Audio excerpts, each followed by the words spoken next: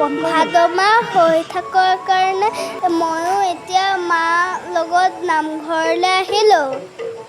এয়া মায়ে চাকি দিছে। এয়া চাকি দিছে। দবা শৰায়ে নামঘৰটো বহুত ধুনীয়াকৈ সজাই থৈছে গামোচাৰ সৈতে। থাপনাৰ ভিতৰতে নমু সোমাই থাকে। আমি নমু দেখিলোঁ। মোৰ নামঘৰলৈ আহি বহুত ভাল লাগিছে। এয়া সকলোৱে নাম গাবলৈ আৰম্ভ কৰিলে। ময়ো গাইছোঁ, মোৰ মাও গাইছে নামঘৰত নাম। চাওকচোন সকলোৱে কিমান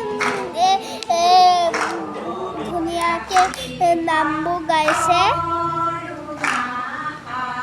ওপৰত যে আছে এইকেইখন চন্দ্ৰদ্বীপ বুলি কয়। ময়ো সকলোৰে লগত নাম গাই আছোঁ ধুনীয়াকৈ।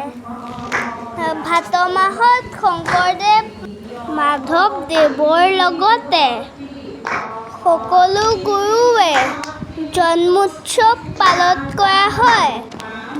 ভগৱান শ্ৰীকৃষ্ণৰ জন্ম ভাদ মাহতে হৈছিলে। সকলো মানুহে ভাদ মাহত এবাৰ হ'লেও নামঘৰলৈ আহিবই।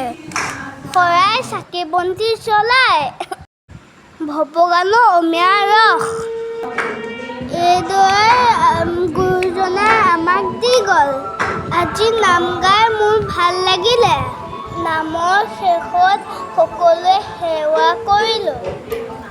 গোপিনীয়ে ধুনীয়াকৈ আশীৰ্বাদ দিলে। তাৰপিছত আমাক চাহ মাহ প্ৰসাদ খাবলৈ দিলে। এয়া চোৱা প্ৰসাদবোৰ।